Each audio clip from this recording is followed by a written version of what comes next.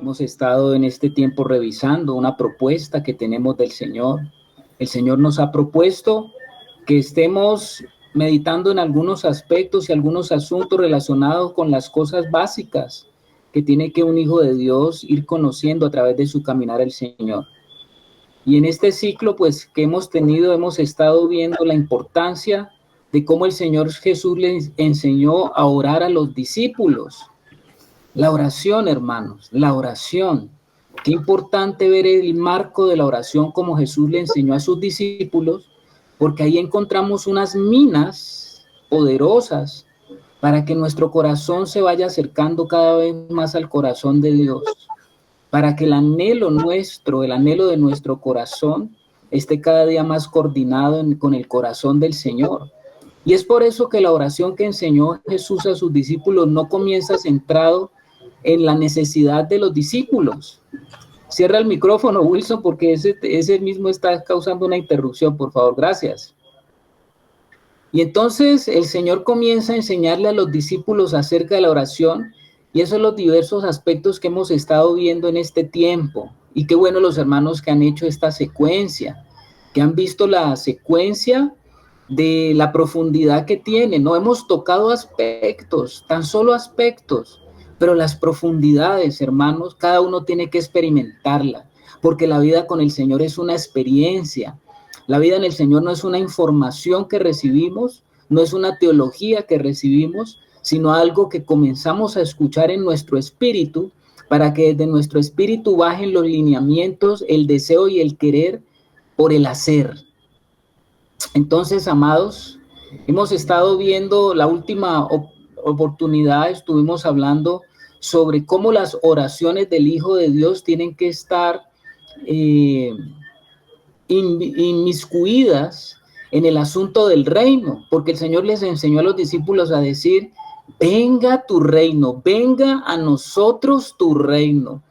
Qué hermoso, hermanos, que cuando nosotros vamos entendiendo esto del reino, todas nuestras oraciones transversalmente van a contener o van a estar en el contenido de lo que es el significado que usted tiene del reino, porque usted tiene que comprobar que el reino de Dios ha descendido, porque usted tiene que comprobar que el reino de Dios no es una ilusión futura, el reino de Dios es una realidad presente. Jesús vino a establecer el reino. Él es el rey del reino y Él trajo el reino y Él es el reino. Cuando el Señor Jesús viene a nuestra vida, entonces podemos decir que el cielo ha descendido y el cielo ahora se encuentra a nuestra disposición, porque Jesús es la puerta. Él dijo: yo soy la puerta, y la puerta es donde usted puede entrar y salir. Y usted puede entrar a una nueva realidad en su vida, hermano. Usted puede entrar a una nueva realidad y es la experiencia del reino. El reino no es algo por allá lejano, sino que el reino es una realidad que usted puede comprobar. Ahora, para entrar en la realidad del reino estuvimos hablando, aquí estoy haciendo un pequeño resumen, ¿no? Para entrar a la realidad del reino, usted tiene que entrar en un proceso, en el proceso de Dios, porque usted es un hijo del reino. Y como hijo del reino estuvimos hablando de que ese es el deseo en el corazón de Dios, porque el Señor dijo que Él quería un reino de sacerdotes, hijos que pudieran verdaderamente comenzar a ministrar las cosas de arriba acá abajo. Las cosas de arriba tienen que ser ministradas acá abajo, tienen que haber unos agentes que puedan ministrar las cosas de arriba. Así como cuando a alguien se le entrega una empresa, ¿no? Se le entrega a un gerente una empresa, pues él tiene que saber administrar las cosas para que la empresa funcione. De la misma manera, Dios tiene su reino y Él ha delegado su reino en sus hijos para que las cosas de arriba, oiga bien, las cosas de arriba, el hombre común no sabe ver ni entiende las cosas de arriba, pero los hijos de Dios tienen que comenzar a relacionarse con las cosas de arriba para que sean administradas acá abajo. Y eso tiene que ser una realidad en nuestra vida. Estuvimos hablando que cuando hablamos de madurez, porque los hijos de Dios tienen que madurar, Los hijos de Dios tienen que avanzar a madurez. Todos nacemos espiritualmente como bebés. Todos nacemos espiritualmente como unos bebés. Pero la tragedia más grande del cristianismo es que los hijos de Dios, que deberían de tener un sano crecimiento y desarrollo, los hijos de Dios se han quedado en una infancia durante años y años. Y no hay nada más triste que ver que una persona se quede en una realidad espiritual a la cual no fue llamado, porque todos fuimos llamados por el Señor. Y si todos fuimos llamados, a todos se nos ha dado lo mismo, a todos se nos entregó lo mismo.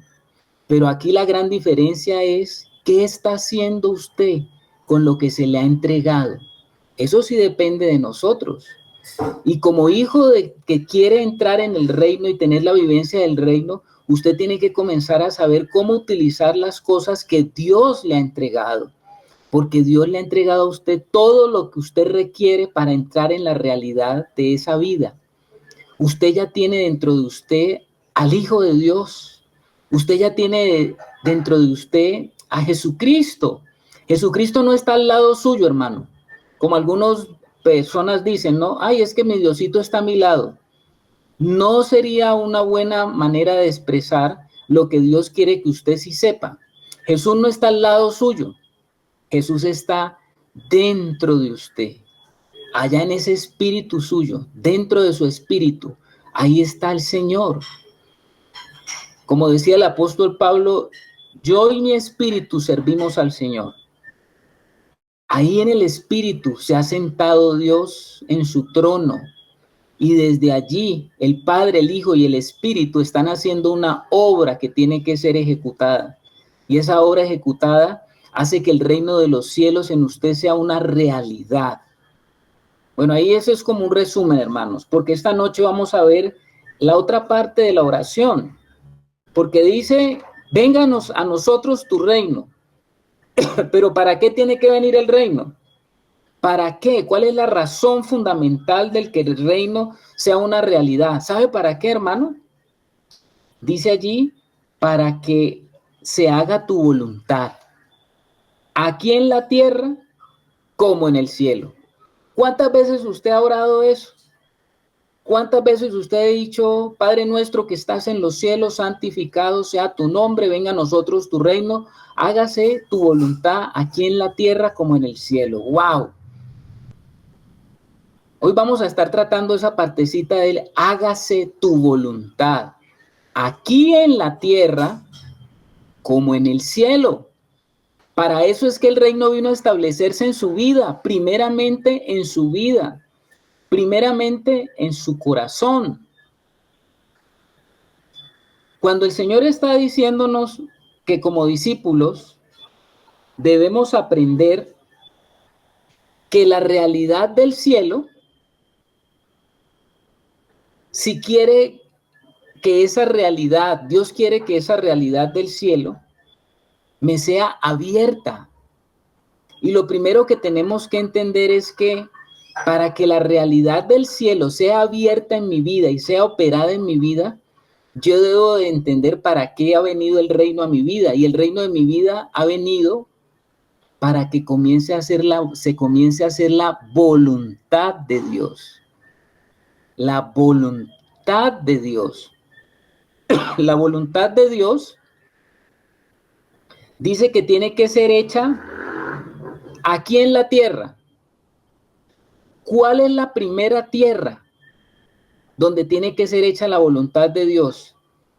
Generalmente nosotros hemos pensado que la tierra es algo externo a mí, allá, la tierra.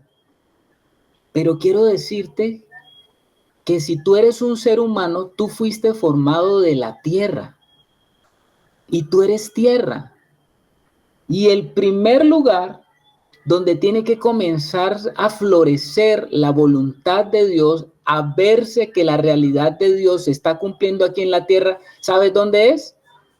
¿Dónde será? La tierra de mi corazón. Sí, Señor, hermana Luz Estela, que nos envía allí en el chat. Yo soy tierra. Y aquí en esta tierra que soy yo, tiene que comenzarse a hacer la voluntad de Dios de la misma manera como se hace en el cielo. Te hago una pregunta. ¿Tú crees que en el cielo el hacer Dios su voluntad es un conflicto? ¿Tú crees que en el cielo hay un conflicto que se haga la voluntad de Dios? ¿Tú crees que allá en el cielo, cuando el Señor quiere hacer algo, cuando el Señor quiere desarrollar algo? A ver, veamos ese concepto de voluntad. ¿Qué es la voluntad? La voluntad es el deseo de realizar algo o de alcanzar un objetivo y anhelo. La voluntad también es el llevar a cabo un propósito firme, con determinación, de llevarlo a cabo hasta las últimas consecuencias. Eso es lo que se conoce como la voluntad.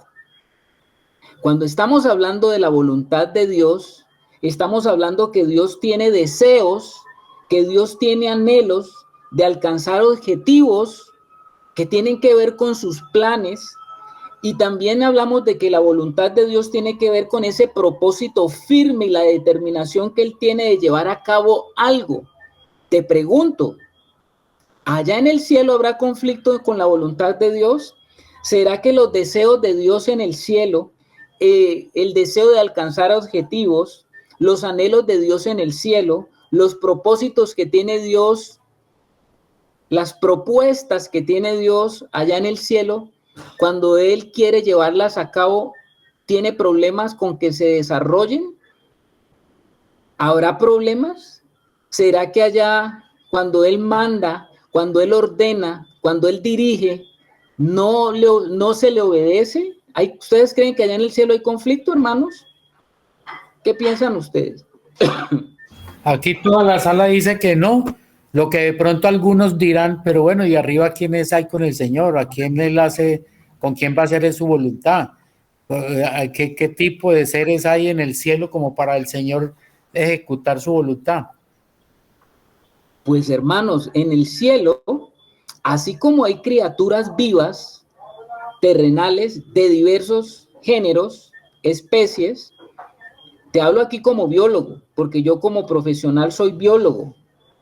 Y cuando yo estudié biología me di cuenta de que el reino de los seres vivos va desde lo minúsculo hasta lo que es mayúsculo o mayúscula. Va desde seres diminutos hasta seres que son bien complejos.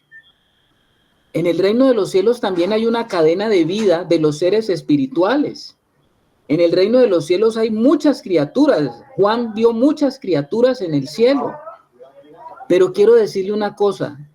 En el cielo Dios no tiene problema con que se haga su voluntad. Cuando Dios dice algo, cuando un deseo de Dios es manifiesto, cuando un deseo de Dios es manifestado,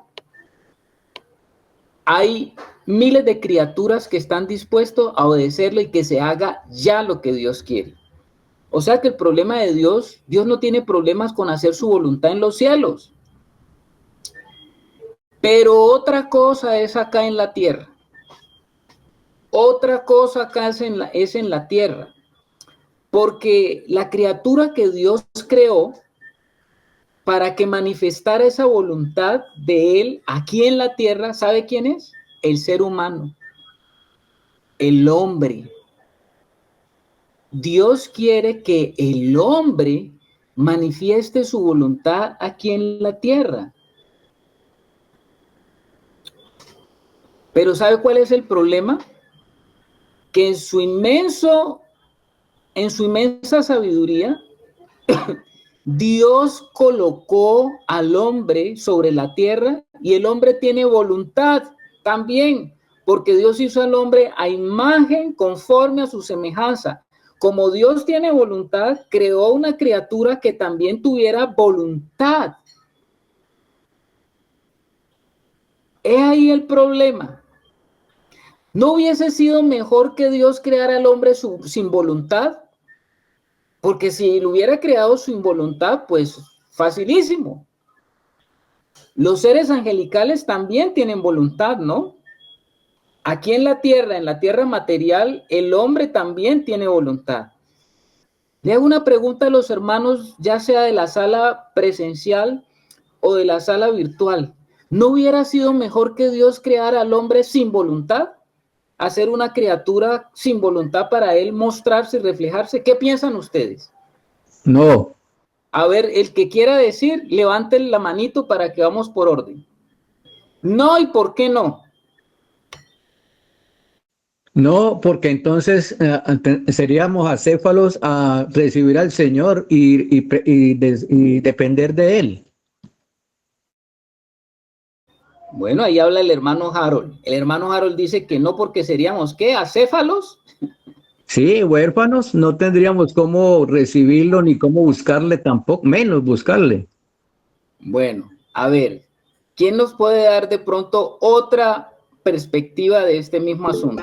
¿Qué pasaría si Dios nos hubiera hecho sin voluntad? Yo creo que sería más fácil. A ver. El hermano, aquí va a decir algo, Rosita, ¿va a decirlo? Dice que sí, bien pueda.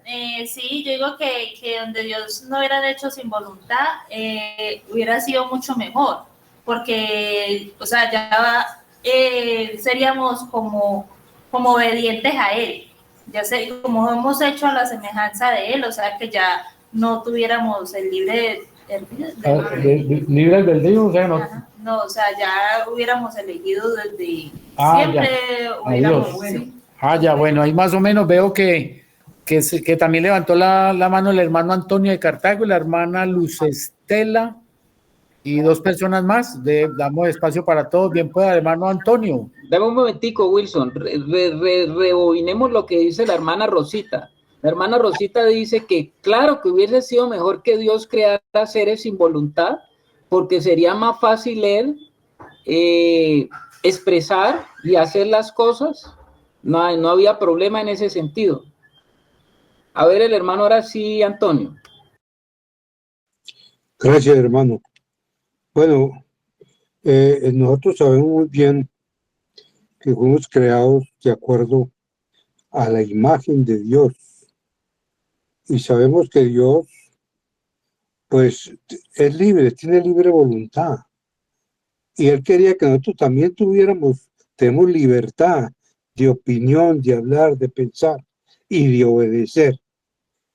Entonces, Dios quería mirar realmente el caminar de nosotros como humanos, como seres, el cual si nos hubiera creado como enlazaditos con una caullita para que no nos descargáramos, pero lo había podido hacer, pues Él es Dios y hace las cosas como Él quiere hacerlas, las hace. ¿Quién se puede anteponer ante eso? Absolutamente nadie. Pero Él quiso hacer otra cosa. Él quiso darnos plena y absoluta voluntad a nosotros como imagen y semejanza de Él. Entonces, el plan de Dios era que nosotros cumpliéramos obedeciendo desde el principio, desde que de la desobediencia que hubo en el Edén, que no tocáramos, que respetáramos lo que Él realmente nos había advertido que no debíamos de hacer. Pero como teníamos esa voluntad y hacer lo que quisiéramos y tomar las determinaciones que quisiéramos, nos dejamos llevar por eso que tiene casi la mayoría de los seres humanos, que es buscar lo que más le agrade. Y al ser humano, así sea muy bueno, siempre quiere tener algo por encima o estar por encima de las circunstancias para poderse sentirse mejor. ¿Qué quiso Eva y Adán cuando comieron del árbol? Querían ser como Dios. Entonces, ahí fue cuando empezó la desobediencia y cuando se truncó el camino de lo que tenía realmente preparado Dios para nosotros. De ahí que le tocó a Dios tomar ya otra alternativa y ya tenía ya predestinado, porque él sabía todo lo que iba a ocurrir, de enviarnos a su hijo. Pero la voluntad de él no es que nosotros seamos como títeres, manejados a control remoto como robots, no. Nosotros tenemos que ser libres. Y si ya que llegó Cristo a la vida de nosotros tenemos que agarrarnos de ese espíritu que nos dio Cristo como vida, ese camino, esa verdad que Él es, para que nosotros con propia voluntad andemos en ella. Por eso es que el reino de Dios está aquí en la tierra, para que se haga la voluntad de Dios en este mundo, para que se cumpla el propósito, el objetivo por el cual fuimos creados, para manifestar al Hijo en este momento, el Hijo de Dios en nosotros. Entonces, vemos que Dios nos ha dado plenamente libertad, pero como metimos la pata, entonces ahorita ya nos dio la salida. Por eso fue que nos mandó a su Hijo, para que nosotros pudiéramos salir de ese trance, porque acuérdense que estábamos muertos, totalmente muertos espiritualmente, y envió a su Hijo porque no había otra alternativa, enviar su Santo Espíritu para que entrara ese verbo, entrara en carne, entrara en el ser humano, y así poder manifestar la vida del Espíritu, para podernos dar la vida y poder transformarnos en lo que realmente Él quiere. Él quiere que nosotros vivamos para Él y que reinemos con Él. Gracias, hermano. Bueno, mi hermano Antonio, muchas gracias a usted. No sé, ve al hermano quiera comentar algo, hermano Carlos, o le damos opción a dos más que están, el hermano Nilton, el hermano Juan y Luz Estela. Ustedes dirán. Uno más, una opinión más, hermano.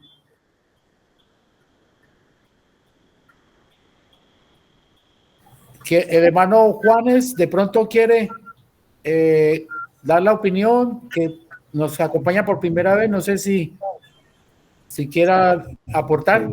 Listo, sí, señor. Pues básicamente lo mismo que dijo el hermano anteriormente, que pues es como la idea del amor, ¿no?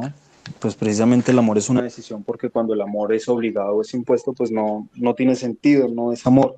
Entonces me imagino que de esa misma manera el Señor pues nos dio como esa libertad de buscarlo, pues, porque no tendría sentido que fuera obligado, de alguna manera no sería algo honesto.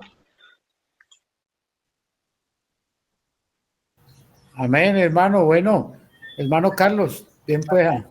Amén, amén, así es. La palabra dice que Dios es amor. Dios no tiene amor. Dios no da solamente amor. Dios es amor. Y cuando creó al hombre, creó una criatura en amor para amor. Y el amor exige de que haya libertad, libertad de elección, libertad de elegir, libertad de escoger. Y Dios por eso nos diseñó así, amados. Nos diseñó con una voluntad propia para que nosotros pudiéramos elegir y decidir amar. Qué maravilloso habernos hecho de esa forma. Y como decía el hermano Antonio, no nos creó como títeres, no nos creó como máquinas frías, insensibles. Nos dio un corazón. Por eso la palabra de Dios dice que cuando Dios nos dio el corazón, Él estaba pensando en dos cosas. Él nos dio un corazón para que nosotros le creamos y para que nosotros le amemos. Por eso nos dio voluntad propia, hermanos. Le creamos y le amemos. Esa es la razón de que el ser humano tenga un corazón, y la Biblia habla mucho acerca del corazón. Entonces, Dios desea, Dios quiere para su hijo, dice la hermana Luz Estela, una novia que quiere que sea su esposa. Exactamente. ¿Quién quiere una esposa que no decida? ¿Quién quiere una esposa que usted la haya obligado a ir hasta el altar con ella obligada? No porque ella quería, no porque ella le amaba, no porque ella le deseaba, sino porque ella le obligaron, no porque a ella le colocaron un mandato irrevocable de que tenía que ir. ¿Usted le gustaría una esposa así, varón o mujer? ¿A usted le gustaría un hombre así, que fuera al altar con usted porque lo obligaron, porque le tocó, porque no había otra escapatoria? Yo creo que nadie, ninguno de nosotros queríamos algo así. Solo un ser egoísta actuaría así, y Dios no es egoísmo, Dios es amor. De tal manera, estamos hablando de que debe hacerse la voluntad aquí en la tierra como en el cielo, pero ese debe hacerse la voluntad de Dios aquí en la tierra como en el cielo, está condicionada porque el hombre es la criatura que ha sido creada para manifestar esa voluntad agradable, buena, agradable y perfecta aquí en la tierra. Y esa criatura que se llama hombre tiene que revelar cuál es la voluntad de Dios. ¿Cuál es el gran problema, hermanos? ¿Cuál es el gran problema? Que cuando el ser humano fue destituido de la gloria de Dios allá en el huerto, porque cuando el ser humano comió de ese árbol que se le dijo que no comiera, el ser humano fue destituido de la gloria de Dios. Y cuando el ser humano fue destituido de la gloria de Dios, hubo una realidad interior en el corazón del hombre que cambió el desear del hombre, el anhelar del hombre, el querer del hombre. Eso cambió en el corazón del hombre. Ya el hombre destituido de la gloria de Dios no se identificaba con su hacedor. El hombre destituido de la gloria de Dios no se podía relacionar con su creador. Desde que el hombre quedó en ese estado, separado de la gloria de Dios, el ser humano se volvió un ser independiente. Recuérdese que en el huerto el hombre era codependiente. Pero el ser humano se volvió independiente, destituido de la gloria de Dios, porque el hombre dice que fue sacado del huerto. Dios sacó al hombre del huerto y se perdió esa comunión que tenía el hombre con Dios, y el hombre quedó a merced de su propia voluntad, porque esa fue la decisión que el hombre tomó. No fue la decisión de Dios, fue la decisión del hombre. Y desde que el hombre quedó suspendido en su propia voluntad, ese ser humano destituido de la gloria de Dios, ese ser humano apartado de la gloria de Dios, no le interesa. El hermano Antonio, cierras el micrófono para que no se presente conflicto, hermano Antonio. Perdón. Sí. Lo tienes abierto el micrófono, ciérralo. Muchas gracias, hermano. Ese ser humano que fue destituido de la gloria de Dios, ahora resulta que ya no quiere, no le interesa, no desea y no le gusta hacer la voluntad de Dios, porque el ser humano destituido de la gloria de Dios ahora tiene otros deseos, otros anhelos y otras motivaciones, dado de que se cambió la naturaleza del ser humano. Esto yo quiero que, hermanos, lo tengamos claro. El hombre destituido de la gloria de Dios cambió de naturaleza. No es que solamente cambió de estado, no es que solamente cambió su pensamiento, no es que solamente cambiaron sus ideas. El hombre destituido de la gloria de Dios cambió la naturaleza que tenía al principio. Y en esa nueva naturaleza que el hombre caído se encuentra, la voluntad del hombre se encuentra en total rechazo de la voluntad de Dios. Es como el agua y el aceite. No se pueden fundir, no se pueden unir, Porque cuando Dios dice derecho, el hombre dice torcido. Cuando el hombre dice abajo, Dios estará diciendo arriba. El hombre destituido de la gloria de Dios con esa naturaleza caída es la tragedia del ser humano.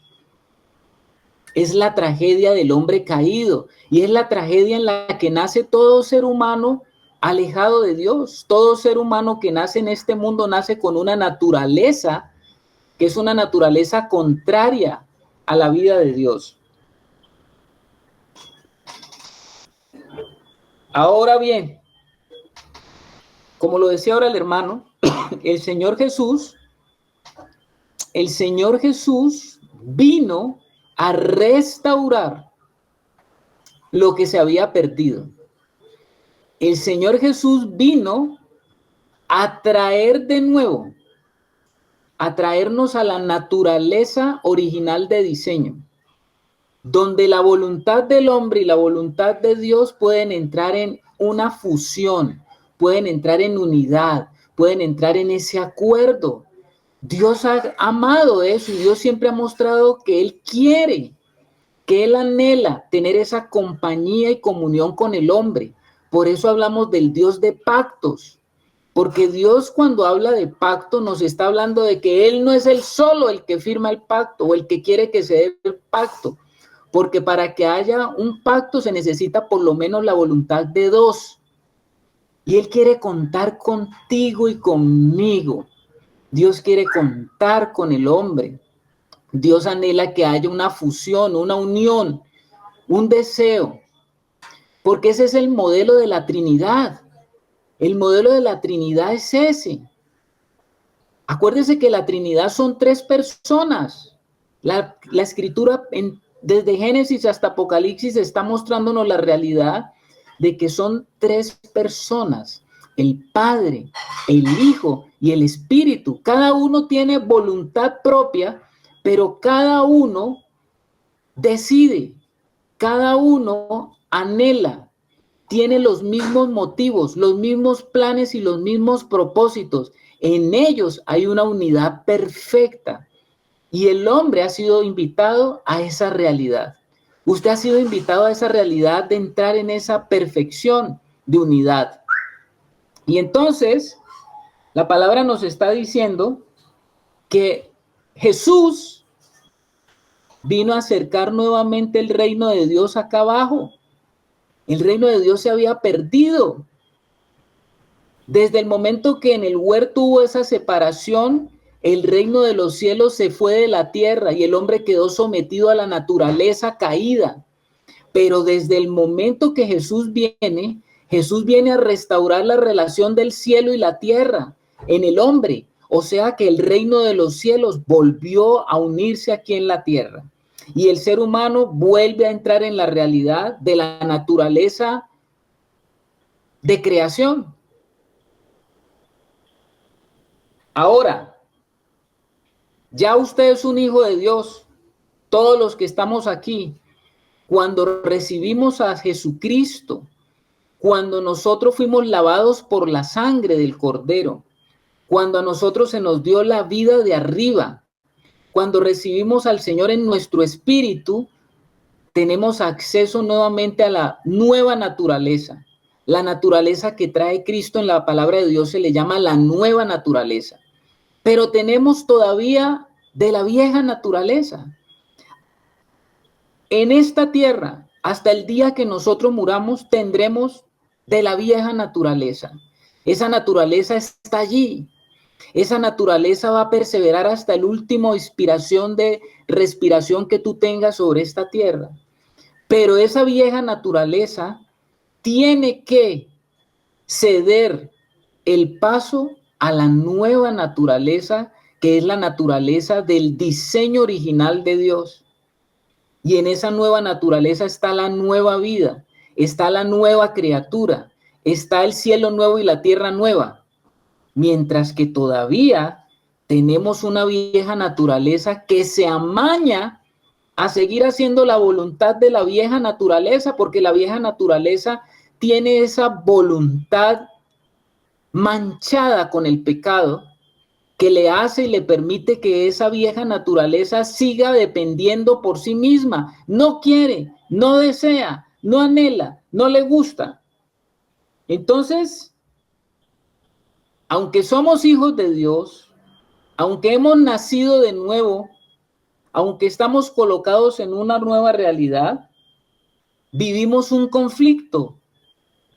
¿Y cuál es el conflicto?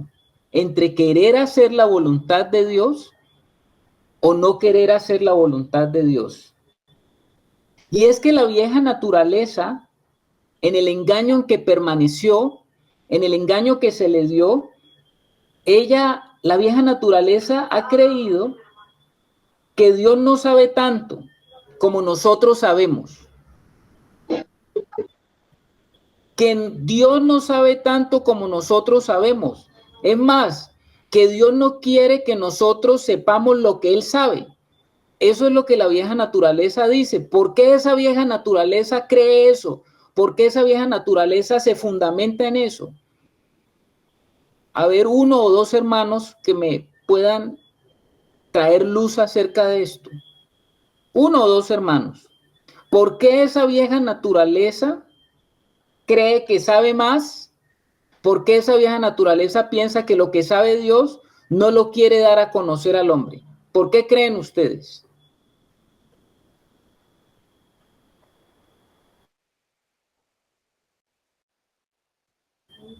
¿No hay un hermano que quiera de pronto comenzar? A ver, las hermanas Luz Estela. Pues de pronto porque el enemigo nos ha engañado en ese sentido.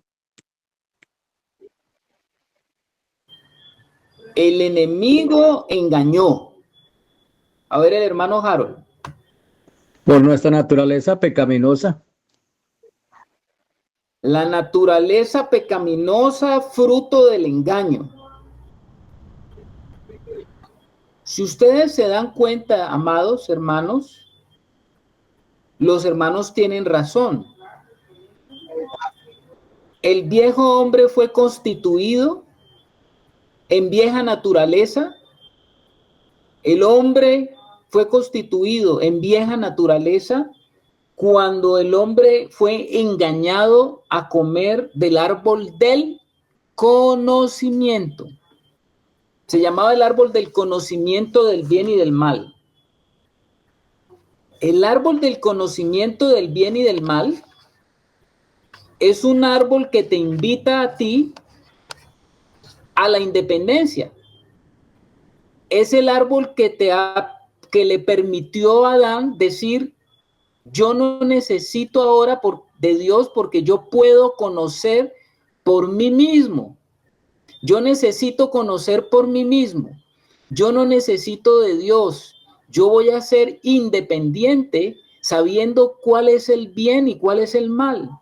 Y todo ser humano nace en ese engaño porque nace en la vieja naturaleza.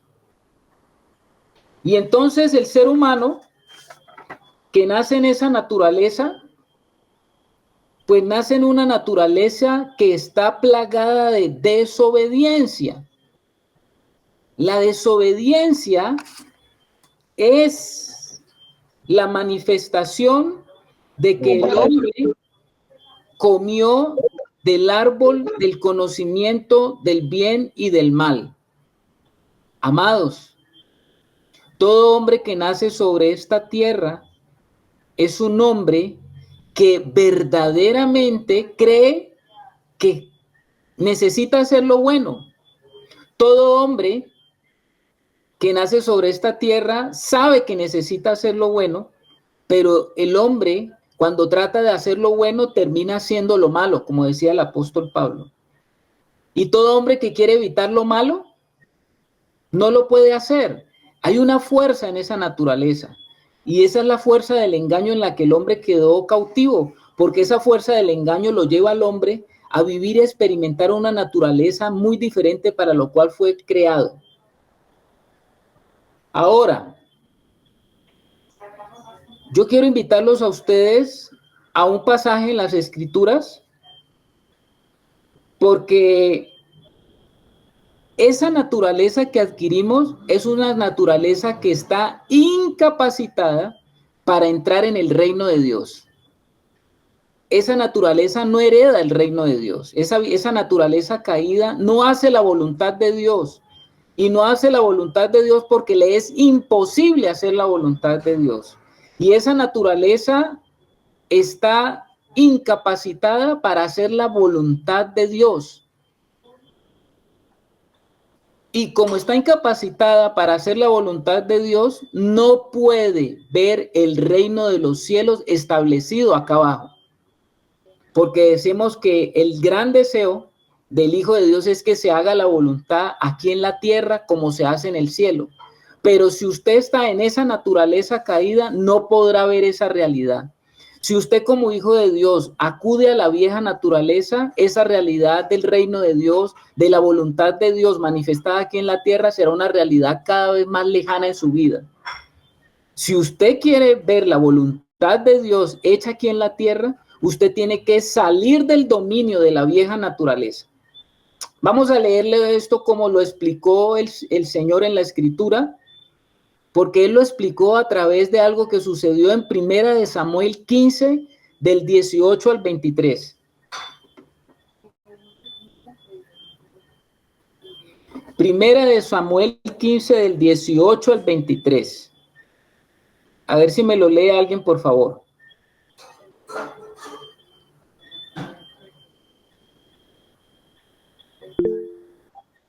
A ver, el hermano Bernardo, buena noche, mi hermano.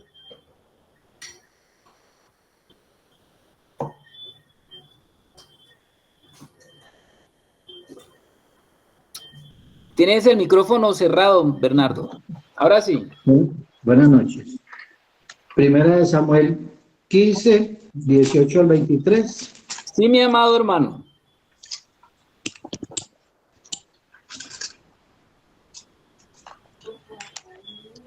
Dice así: y Jehová te envió en misión y dijo: ve, destruye a los pecadores de Amalec y hazles guerra hasta que los acabes. ¿Por qué, pues, no has oído la voz de Jehová, sino que vuelto al botín, has hecho lo malo ante los ojos de Jehová? Y Saúl respondió a Samuel: antes bien he obedecido la voz de Jehová y fui a la misión que Jehová me envió, y he traído a Agag, rey de Amalec, y he destruido a los amalecitas. Mas el pueblo tomó el botín, ovejas y vacas, las primicias del anatema, para ofrecer sacrificios a Jehová tu Dios en Gilgal. Y Samuel dijo: ¿se complace Jehová tanto en los holocaustos y víctimas como en que se obedezca a las palabras de Jehová? Ciertamente el obedecer es mejor que los sacrificios, y el prestar atención que la grosura de los carneros. Hasta el 23, hermano. Porque como pecado de adivinación es la rebelión, y como ídolo e idolatría la obstinación. Por cuanto tú desechaste las palabras de Jehová, él también te ha desechado para que no seas rey. Tremendo, hermana, esta historia. Muchas gracias, hermano Bernardo. ¿Cómo les parece a ustedes esta historia? Yo creo que algunos la han leído, ¿no? Es la historia del rey Saúl. Saúl fue a guerra y a él se le había dado la orden de que acabara con Amalec, el rey de los amalecitas, y que acabara con todo, absolutamente con todo, que no se guardara nada. Pero tenía que esperar a que el profeta de Dios, el hombre de Dios, el varón de Dios, que era Samuel, tenía que esperarlo para hacer sacrificio a Dios. ¿Cómo les parece a ustedes, hermanos, que el brillante rey Saúl no esperó a Samuel, no acabó con todo lo que se le había dicho que tenía que acabar, porque a él le pareció mejor, y hizo sacrificios sin que hubiese llegado Samuel, porque es que parece que Samuel demoraba mucho? Y entonces dice ahí el versículo 18, y Jehová te envió en misión y dijo, ve, destruye a los pecadores de Amalek y hazles guerra hasta que los acabes. ¿Por qué pues no has oído la voz de Jehová, sino que vuelto el botín has hecho lo malo ante los ojos de Jehová? Y Saúl respondió a Samuel, antes bien he obedecido, o sea, como dice, tras del ladrón bufón. Dice, no, Samuel, no es para tanto, yo sí obedecí. Bueno, no obedecí tanto, pero sí obedecí, ¿no? Y fue la misión que Jehová me envió y he traído a Gad, rey de Amalek, y he destruido a las amalecitas. O sea, a ese le había dado la orden que acabara, como dice uno vulgarmente, hasta con el nido, ¿no? De todo. Pero él le preservó la vida al rey, Amalek. Y dice que el informe que le está dando Saúl es, mas el pueblo tomó del botín ovejas y vacas, las primicias del anatema, para ofrecer sacrificios a tu Dios en Gilgal. O sea, como que el rey estaba pintado y los demás hicieron lo que quisieron y él los dejó hacer lo que quisieran. Y Samuel dijo, ¿se complace Jehová tanto en los holocaustos y víctimas como en que se obedezca a las palabras de Jehová? O sea, tú estás haciendo y dejaste hacer unos ritos y unas cosas por complacer al Señor, pero el Señor no está complacido con eso, y no está complacido con eso porque no se está haciendo a la manera de Dios.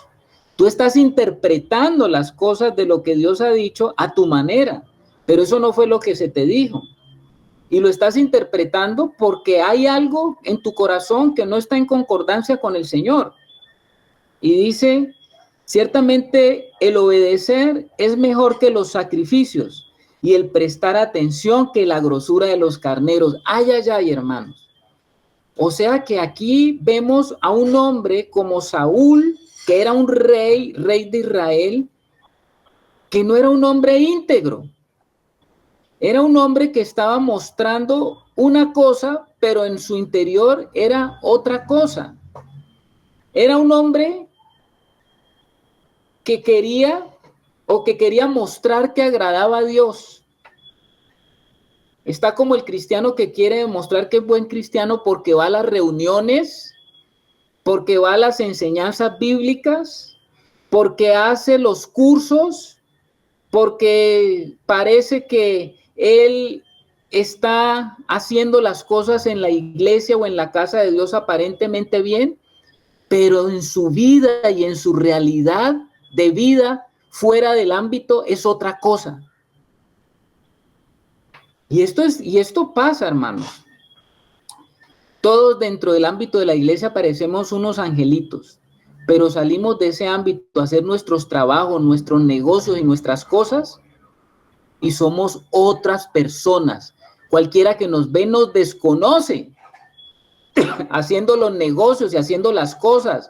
Nos comportamos a veces hasta peor que los que no conocen al Señor. Y aquí tenemos el caso de la falta de integridad que había en el rey Saúl, que era el rey de Israel. Un hombre que vivía y que quería vivir por la apariencia. Y está diciendo aquí que a pesar de que él estaba haciendo aparentemente las cosas correctas, como a veces nosotros también aparentemente estamos haciendo las cosas correctas, dice, ciertamente el obedecer es mejor que los sacrificios y el prestar atención que la grosura de los carneros. Y ahora va a hacer una declaración Samuel, el hombre de Dios, a Saúl. Le dice, porque como pecado de adivinación es la rebelión y como ídolos, idolatría, la obstinación. Y le da una sentencia, Le dice, por cuanto tú desechaste la palabra de Jehová, él también te ha desechado para que no seas rey. No hay rey, no hay un reinado firme para Saúl, no hay un reinado que se le pudo prolongar, se le quitó el reinado. Ojo con esto, hermano. Estamos hablando de que a nosotros el Señor nos pide que oremos, hágase tu voluntad aquí en la tierra como en el cielo. Lo que Dios está esperando en nuestro corazón es que Él verdaderamente esté reinando. Y si Él está reinando en mi corazón es porque Él tiene la primera y la última palabra en mi vida. Es porque el Señor quiere dirigirme en mi vida y quiere que yo haga las cosas a la manera de Él. Mire la declaración que le hace Saúl ahí. Samuel a Saúl, porque como pecado de adivinación es la rebelión. ¿Usted ha meditado en eso? ¿Cómo así que como pecado de adivinación es la rebelión? ¿Ha pensado? ¿En qué se parece la adivinación a la rebelión? ¿En qué se parece la adivinación a la rebelión? ¿Algún hermano quiere en la sala de pronto mostrarnos en qué se podría parecer? Porque está diciendo, porque como pecado de adivinación es la rebelión. A ver, un hermano que de pronto si quiere, nos puede decir su apreciación. A ver, la hermana Luz Estela. Pues yo creo que es como querer tomar el lugar de Dios, porque la rebelión es querer hacer mi voluntad y la adivinación es querer, o sea, decir algo bajo mi propio gobierno y no bajo el gobierno de Dios. Entonces es tomando su lugar, es lo que yo entiendo. Uy, tremendo. A ver, el hermano Bernardo. Amén. Pues la rebelión es la desobediencia del hombre. Aquí encontré un pasaje que precisamente lo estaba leyendo esta mañana. Si me permite, lo leo, hermano. Está en Jeremías 7, del 21 al 24. Dice así: Así ha dicho Jehová de los ejércitos, Dios de Israel. Añadí vuestros holocaustos sobre vuestros sacrificios y comé la carne, porque no hablé yo con nuestros padres, ni nada les mandé acerca de holocaustos y de víctimas el día que los saqué de la tierra de Egipto. Mas esto les mandé, diciendo: Escuchad mi voz, y seré a vosotros por Dios, y vosotros me seréis por pueblo, y anda en todo camino que os mande, para que os vaya bien. Y no oyeron ni inclinaron su oído, antes caminaron en sus propios consejos, y en la dureza de su corazón malvado, y fueron hacia atrás, y no hacia adelante.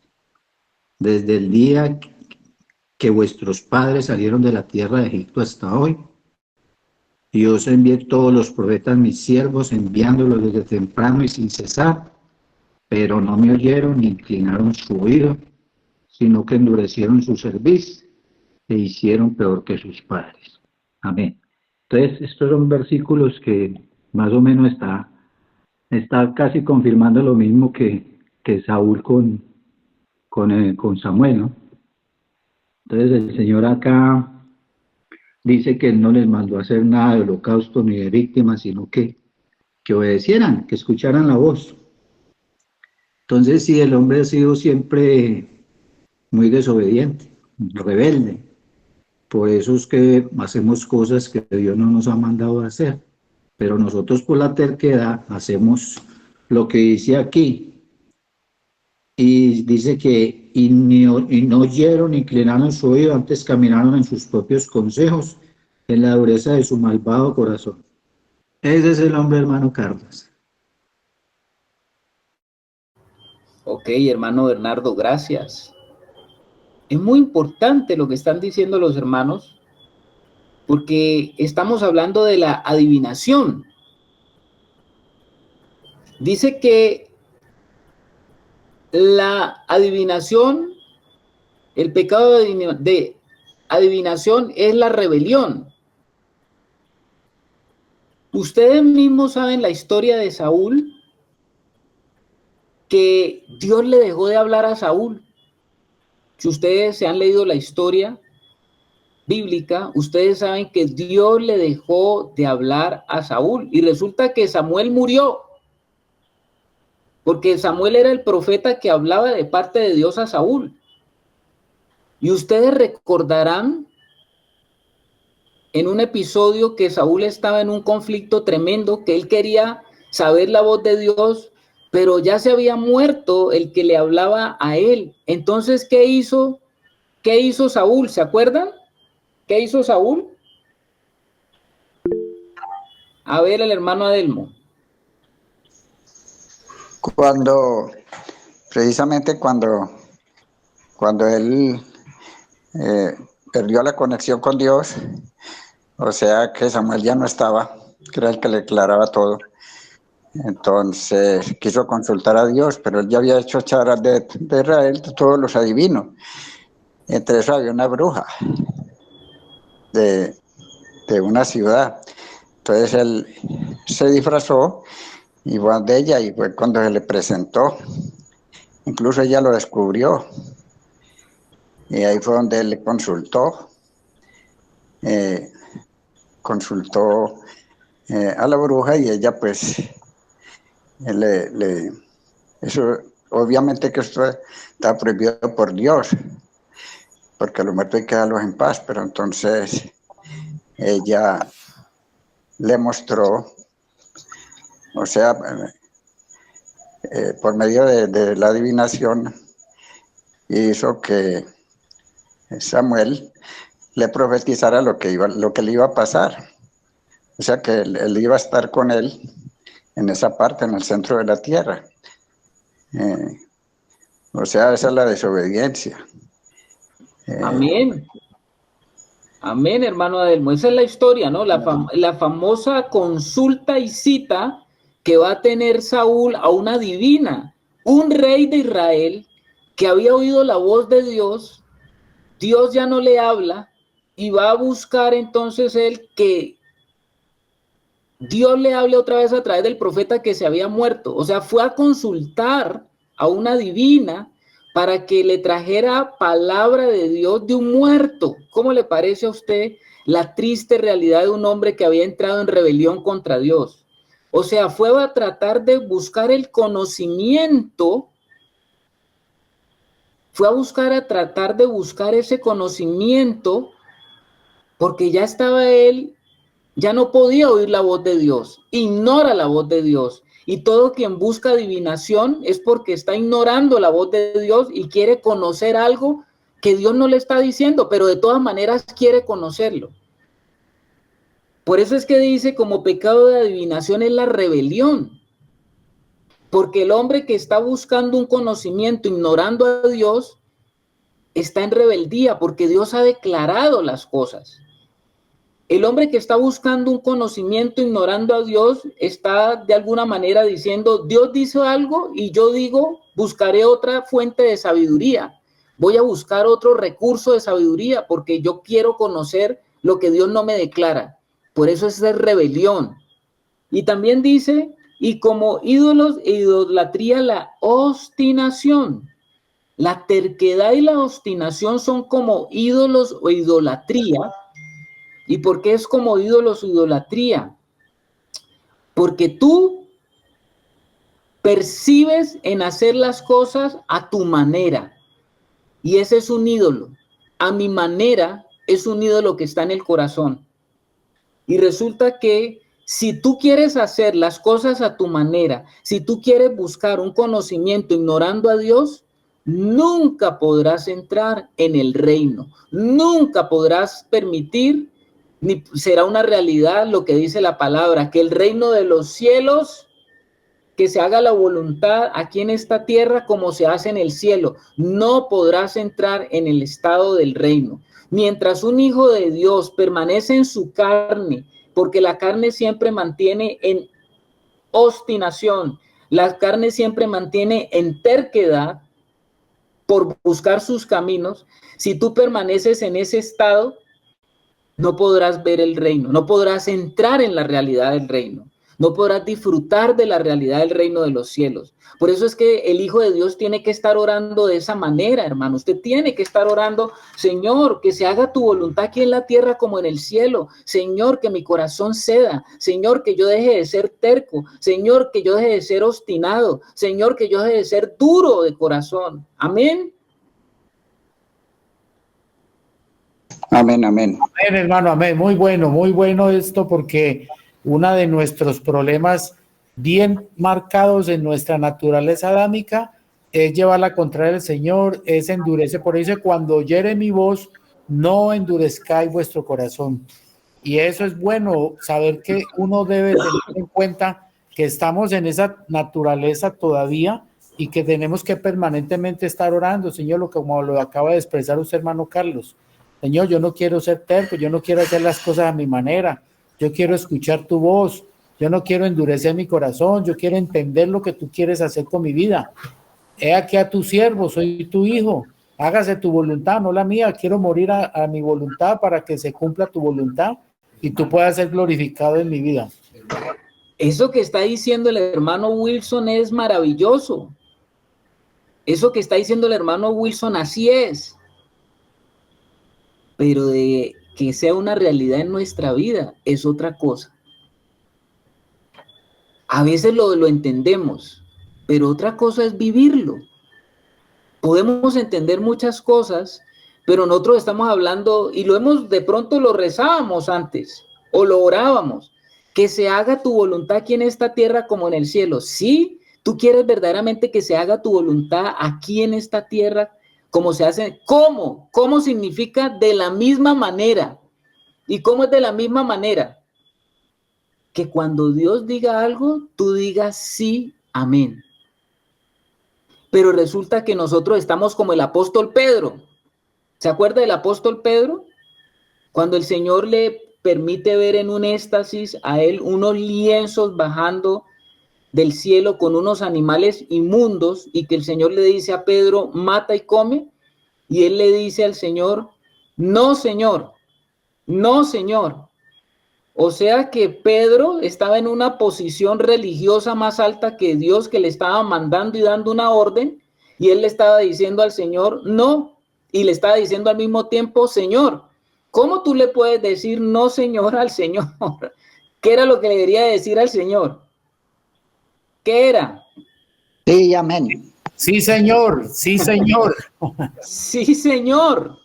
Eso era lo que le debería el apóstol Pedro, era que le debería estar diciendo a él, sí, Señor. Como dice mi hermano el versículo, ¿por qué me llamáis Señor, Señor y no hacéis mi voluntad? Amén. Entonces nosotros vamos entrando en una realidad, lo que es esto de que se haga tu voluntad aquí en la tierra como en el cielo. Pablo en Romanos 12:2 nos habla de la voluntad de Dios. A ver, leámoslo pues acerca de esa voluntad de Dios que es buena, agradable y perfecta.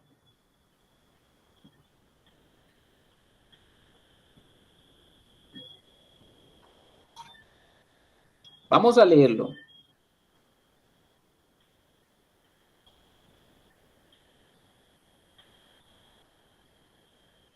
Hermano, por aquí lo quiere leer, hermano Valdemar. Sí. Romanos 12:2, ¿no? Sí, mi hermano.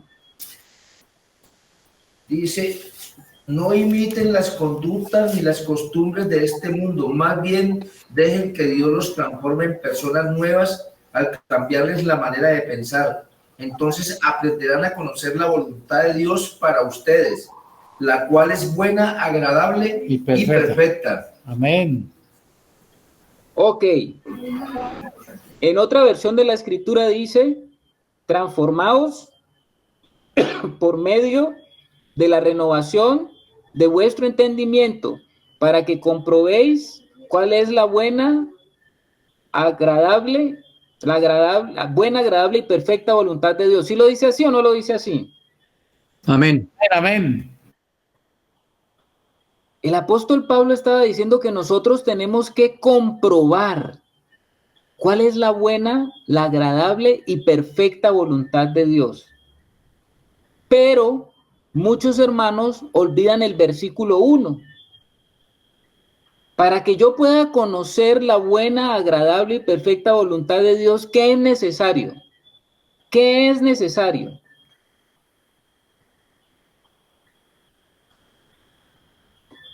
¿Cómo, hermano? ¿Cómo dice, hermano? Entregar nuestro cuerpo a Dios enteramente, hermano, por todo lo que ha hecho a favor de todos nosotros.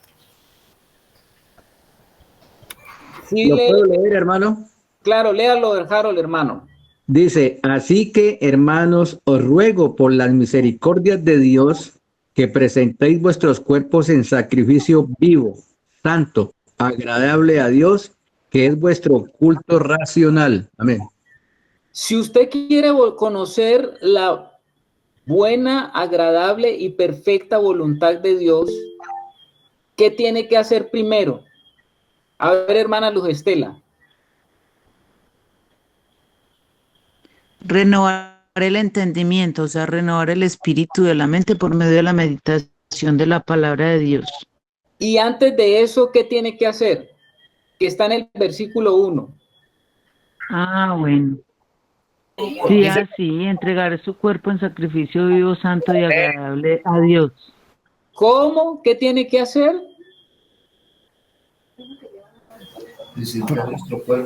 Entregar el cuerpo en sacrificio vivo, santo y agradable a Dios. Entregar su cuerpo ¿en qué? En sacrificio. Entregar su cuerpo en sacrificio. Si usted quiere llegar a conocer la agradable, buena y perfecta voluntad de Dios, primero tiene que estar dispuesto a entrar en la realidad de qué es eso del sacrificio. No podemos hacer la perfecta voluntad de Dios hasta lo que dijo ahora el hermano Wilson, hasta que entendamos que tenemos que morir a toda voluntad propia egoísta nuestra. ¿Cómo le parece a usted? Y entregar la voluntad propia nuestra, que es egoísta, que es centrada, que es desobediente, que está centrada en nosotros mismos, necesita un sacrificio. Que entremos en el verdadero sacrificio. ¿Y cuál es el verdadero sacrificio para el que quiere hacer la voluntad de Dios? El que quiere ser mi discípulo, ¿qué tiene que hacer? El que quiere ser mi discípulo, Negarse y tomar la cruz. niéguese a sí mismo, tome su cruz cada día y sígame. Esa es la parte que no nos gusta, porque no queremos verdaderamente aprender a tomar esa cruz, a decirle al Señor, aquí está, aquí estoy, Señor, aquí está mi voluntad, porque yo quiero que se haga tu voluntad. ¿Y qué es la voluntad perfecta de Dios? La voluntad perfecta de Dios se trata o consiste para mi vida, que yo haga la voluntad perfecta de Dios, consiste en que en todo momento, bajo cualquier circunstancia, en cada espacio de mi vida, yo me deje transformar por el Espíritu de Dios. ¿Cómo le parece? En eso consiste esa voluntad perfecta de Dios. ¿En qué consiste la voluntad de Dios? En que todo momento, bajo cualquier circunstancia y en cada espacio de mi vida, yo esté dispuesto a dejarme transformar por el Espíritu de Dios. Así lo que yo estoy queriendo hacer, no lo puedo hacer porque estoy de acuerdo con la voluntad de Dios, y eso se te va a presentar en tu vida en todo momento, hermano. Cosas que tú vas a querer, deseos que tú tienes, anhelos que tú tienes que están lejos de los deseos de Dios, de los propósitos de Dios, de los anhelos de Dios. ¿Cuántas veces nosotros ponemos nuestra voluntad por encima de la del Señor y vemos entonces la realidad de haber caminado en rebeldía y en obstinación? Porque finalmente, si no estamos ajustados a la voluntad de Dios, estamos caminando en rebeldía contra Dios. ¿Estamos, hermanos? Amén, amén. Amén. ¿Sí estamos o no estamos? Muy claro. Amén. Que si estamos, no estamos. Amén. Amén, hermano. Amén, sí. ¿Ustedes creen que nos tenemos que ajustar más? Sí, aquí dice la sala que sí, que todos los días ajustarnos al corazón del Señor, la voluntad del Señor. Ahora, estamos en proceso. Ponga ahí, estoy en proceso, porque yo sé que todavía yo me quiero salir con las mías. Todavía yo me quiero salir, evadirme por debajo, por debajito. Todavía yo quiero hacer lo mío, donde Dios me ha dado la instrucción y lo que debo de hacer y me ha puesto el testimonio en mi espíritu. Yo quiero seguirme saliendo con las mías. Hermana Beatriz. La escuchamos, hermana Beatriz. Agudelo.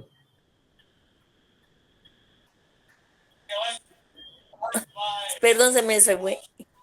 Gracias. Se le fue. Está bien, mi hermana. No se preocupe. Hermanos, hay una tensión entre mi voluntad y la voluntad de Dios. Yo quiero manejar mis asuntos a mi manera. Yo quiero manejar las cosas a mi manera. Todavía hay esa fuerza en la vieja naturaleza que quiere que yo haga las cosas a mi manera. Tenemos espacios para Dios limitados. Aquí, Señor, tú no, yo, porque yo hago las cosas ahí, que yo conozco bastante de esto.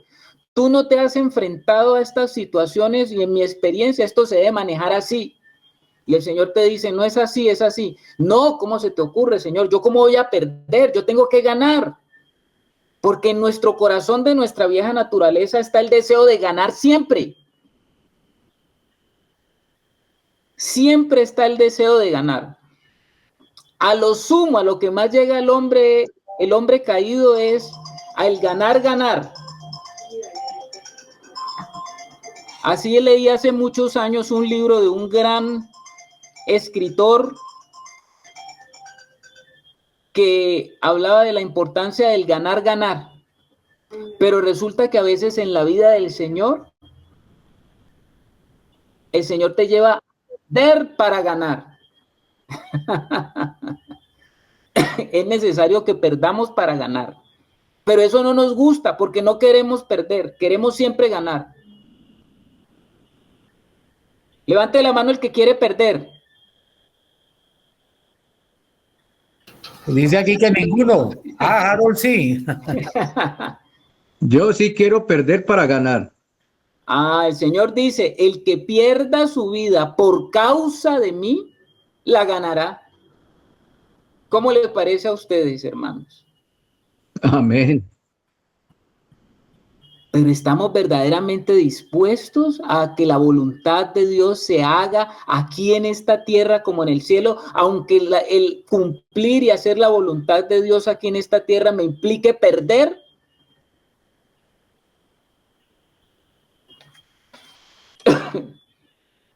El Señor Jesús sabía muy perfectamente acerca de la voluntad que Él como hijo de Dios tenía que anhelar.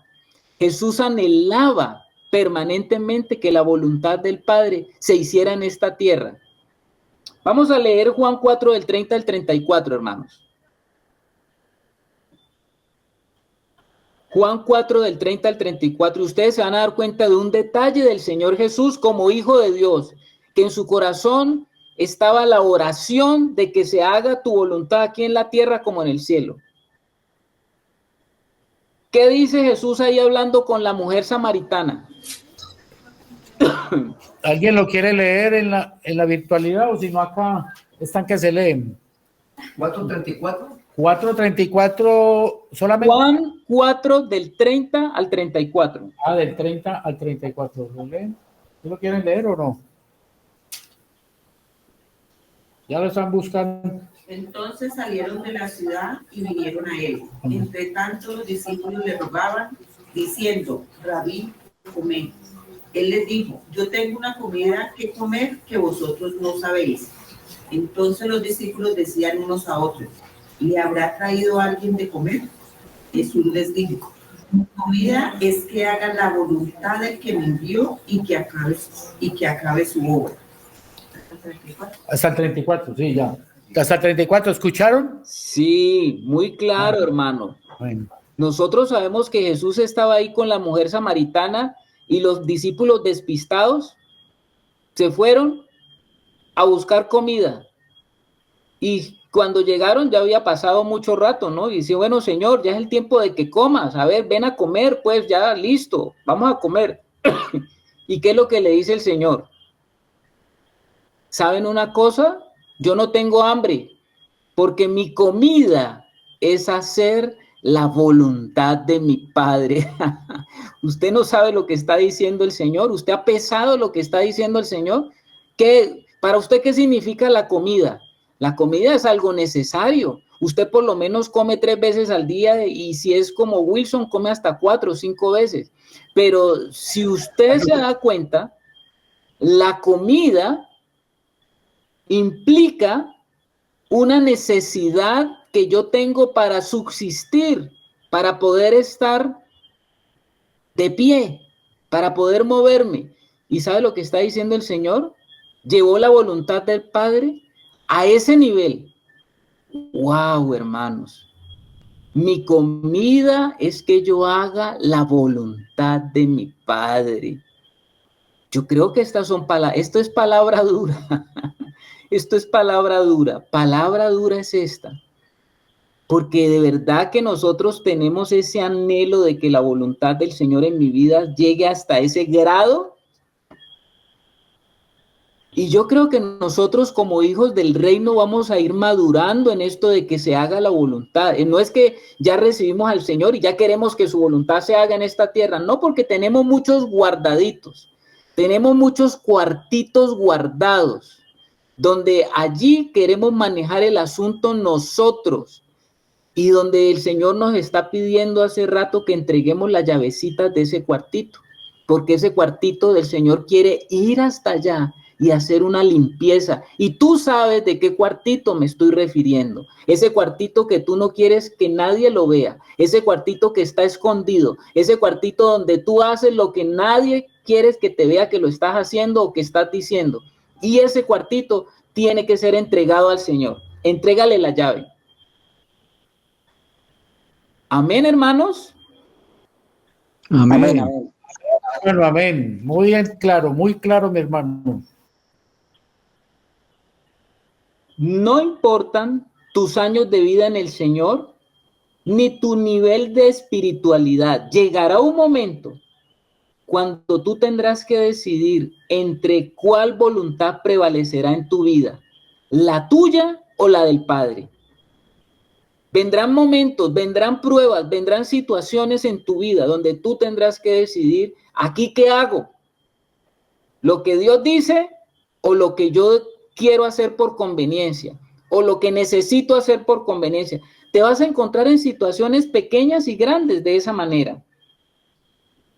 Jesús tuvo que enfrentar esa hora, la hora más crucial en su vida, donde él tenía que definir la hora del hombre o era la hora de Dios. Y usted también, si usted llega y sigue caminando en esa consagración delante del Señor, usted también tendrá que llegar a esa hora por tratar de buscar hacer la voluntad del Señor. Usted también tendrá que encontrar su Getsemaní.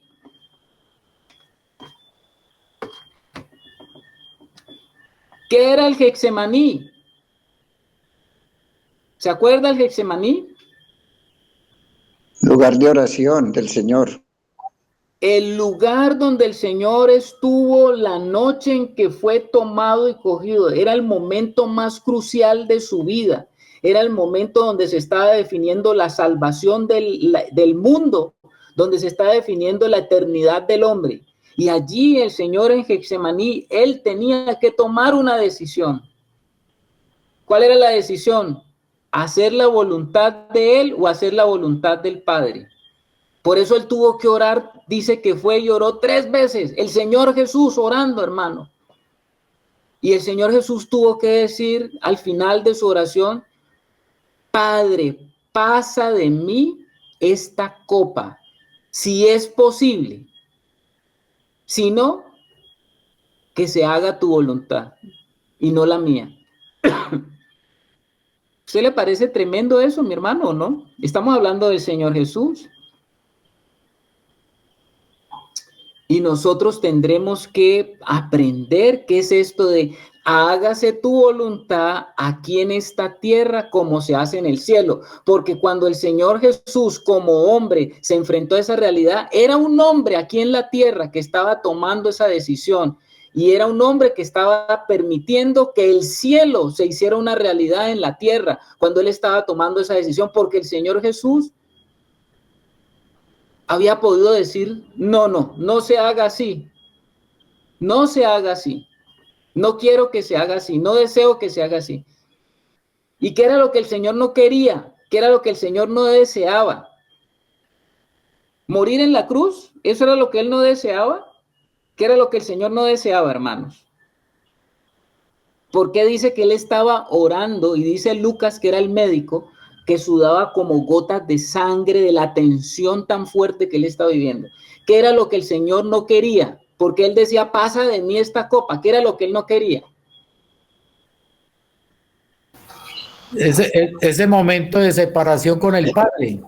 Exactamente. Nunca Cristo, el Hijo de Dios, el Hijo amado de Dios, nunca había experimentado ni en la eternidad pasada, ni en ningún momento de la eternidad, ni en el momento que Él estuvo aquí en la tierra, Él nunca había experimentado la separación con el Padre. Nunca.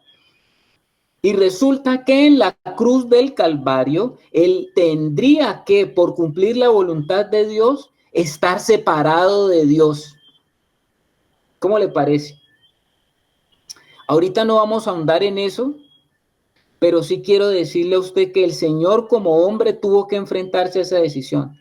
O sea que las cosas pequeñas que a nosotros nos pasan para que se haga la voluntad de Dios aquí en la tierra no tienen nada que ver con lo que vivió el Señor. Pero para nosotros las pequeñas cosas son las grandes pruebas de Dios para nuestra vida. Entonces ya estás entendiendo cuando tú oras, hágase tu voluntad aquí en la tierra como en el cielo. ¿Ya estamos entendiendo la profundidad de esa oración? Hoy